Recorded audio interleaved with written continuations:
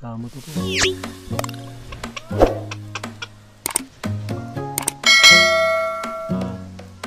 Nagalinis ng kanyang balahibo. Ano, mapasado po siya.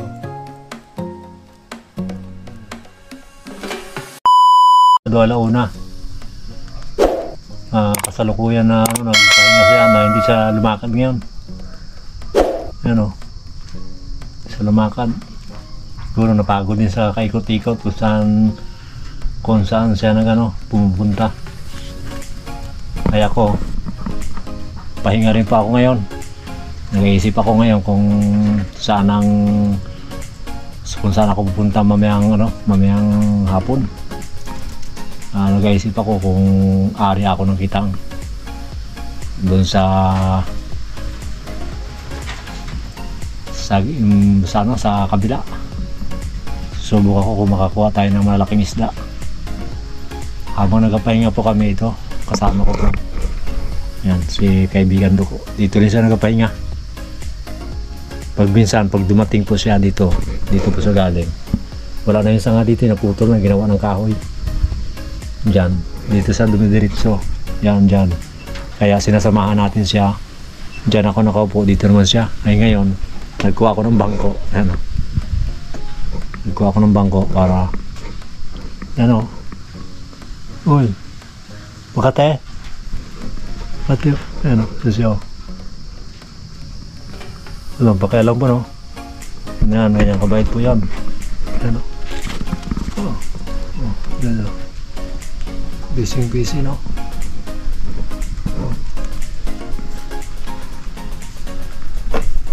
Hindi natin alam yan kung saan siya kung saan nagaruta ngayon, kung may itlog na yan o wala, hindi natin alam.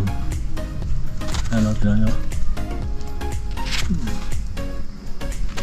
Ngayon lang nagpahinga yan dito, kaya sinamahan ko na siya.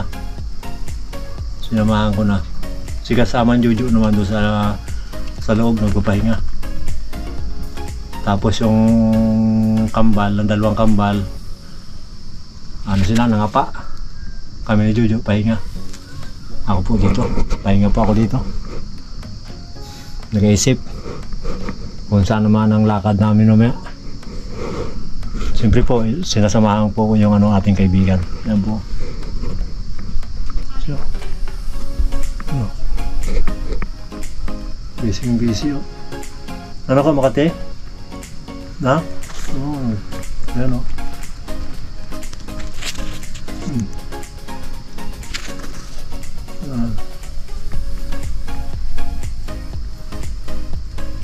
Makate. Baik po, no? Yan, ganyan po ang ating kaibigan na yan. Walang pakialam siya. Ganyan po yan pag yung kaibigan natin. Kaya kung sino man na nakapapanood dyan, sana po yung ganitong ibon mahalin natin.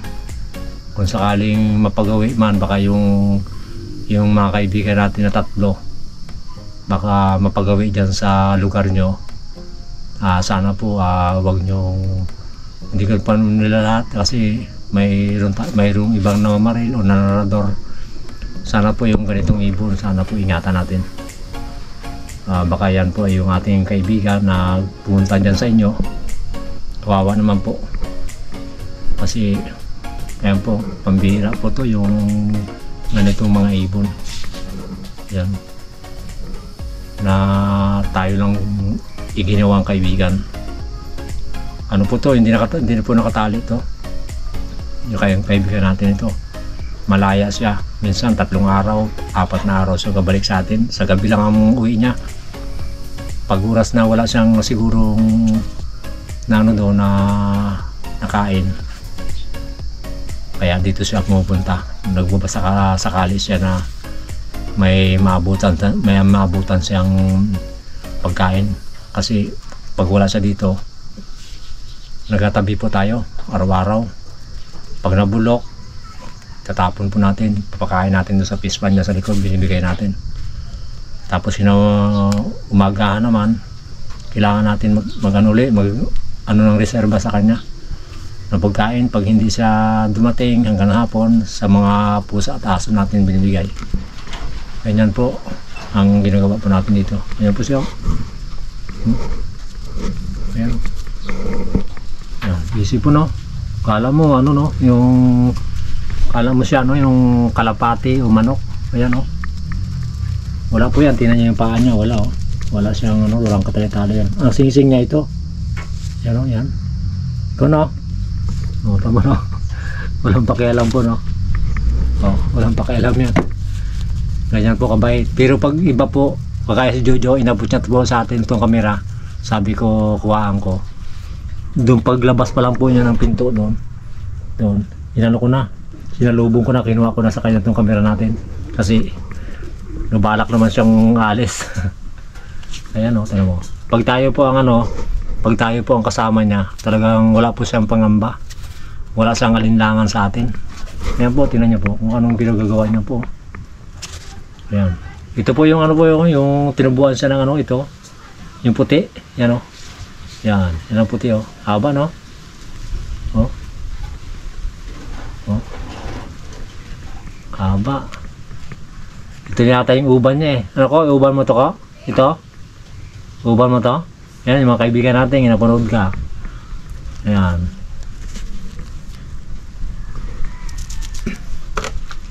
Bait, no?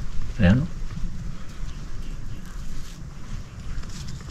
Lalinis na po yung kanyang ano, yung kanyang ano, yung balahibo, yung kasi yung iba tumutubo, kaya tinatanggal niya yung ano, nililinis na siguro makati.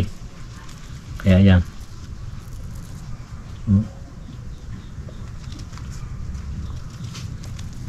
Kapag ano po mamaya, pag pumunta pa ako ng bangka mamaya, kasi may nabili ako kanina yung halagang 100 piso po na gasolina. Ilalagay ko lang po dun sa makina. Itadagdag ko para mamaya naman hahanap naman ako kung saan ako makakuha ng pandagdag. Kasi yun lang ang nakita ko kanina na namin binta kahapon, yung isang malabanos. Wala kaming pira kaya bininta ko para pangbili ng gasolina. Kaya yun mamaya iatid ko sa bangka. Iatid ko. Ngayon pag umalis ako dito, sito ko na ito, pag may dumating na iba, kung sino man yung mga anak natin na iba, aalis na po to pag wala na po tayo dito sa bahay, pag nakapunta po tayo, pag hindi niya tayo nakita. Basta't may pumasok na anak natin o kung sino po man dyan, lilipad na po to, lalayo na. Mag-aantay naman ito sa atin kung saan nakadapo sa puno. Mag-aantay siya na pag nakita niyan dumating ako, bago lang niya nalapit. Ganyan po yan, ating kaibigan. Oh. Bait mo, no?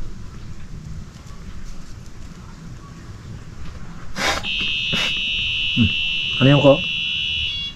Yun. May busina. May nagabusina po dun sa kapitbahay. Baka tinitesting yung busina ng kanyang motor. Kaya nakita nyo. Ayan.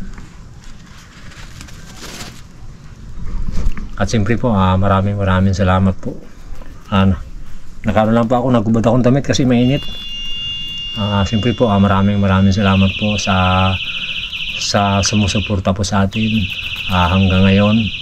Maraming salamat po sa ginawa nyo pong pagsuporta, pagtulong. Hayaan nyo po pag nakaipon po ako ng nung mga gamit sa dagat ng mga kawil, doon po tayo ruta palagi. Tapos basta nakaipon po tayo, sana magkaroon tayo ng palagi ng budget, kasi ang inano po ng gasolina, kung lalakad tayo dun sa laot, 5 litro po ang kailangan nating i-budget kung araw-araw man tayo maglakad. 5 litro, kasi halos ang papunta po doon may higit 1 litro. Kaya ang nasabi ko nga, pag may pira, magbabakante ako ng 1 litro, gagawain kong imbis na 4, gagawain kong 5 para may reserba. Di bali magsubra po, wag lang kumulang. Yun po kasi mahirap. Kung buti sana kung hindi kagaya dito sa Kusol na may maghahila sa atin ay doon sa laot, dahil bihira tayong madaanan doon ng mga bangka na malalaki. Kaya yun po ang gusto po namin ikasama ang Jojo, makaipon po ng gamit. Pero mayroon na po kami dyan, kaya lang yung ano pang yung bibili namin, yung mga gamit pa na iba, para marami kaming pwedeng gawain doon sa sa dagat. Siyempre po, maraming salamat po sa mga viewers natin at subscriber, at sa mga silent viewers po natin, maraming salamat po sa ginawa niyo pong suporta po sa amin. At siyempre po, maraming salamat din po kay Chris at kay Family Binoya at kay Sir Jackson at kay Eduardo Soriano at kay Jeff Ginto po. Maraming salamat po. Pasensya na po kayo kung nakaganito lang po ako, kasi mainit po masyado dito sa loob. Kaya dito po kami ni kasamang ko. Yan po. Yan. Pinakita ko lang po uli sa inyo. Ayan o. Yan. Para ngayon lang siya nagpahinga dito kasi tuwing gabi dito yan siya. Pag matulog na tayo sa gabi, mga dumating sa mga alas 9, alas 8 ng gabi, pag tumulog tayo na, alis na rin po yan dito. Wala po yan, walang tali yan. Ano? May mga gamot po. Ano, Makate? Pati nga, kamutin natin. Kamutin, ako magamot. Ako magamot. Ate. Mabait, no? Ha? Makati siguro po yung bagong sibol. Bagong sibol ng pakpak nyo. No? No? Biro mo yun. Biro nyo po, magtaka kayo. Biro mo sa ilap ng ibon na to. Kung gaano kabait ito sa atin. Siguro po, ginaid siya ng Panginoon na tayo ang ginawa ng kaibigan para nakasiguro sa kanyang kaligtasan. Di ba ko? Ano? Ano, Makate? Aroy, kakate yan po.